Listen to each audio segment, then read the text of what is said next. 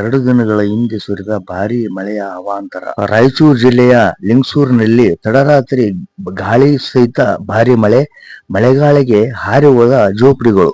ಅಲೆಮಾರಿ ಬುಡಗ ಜಂಗಮ ಸಮುದಾಯದ ಜನರ ಜೋಪಡಿಗಳು.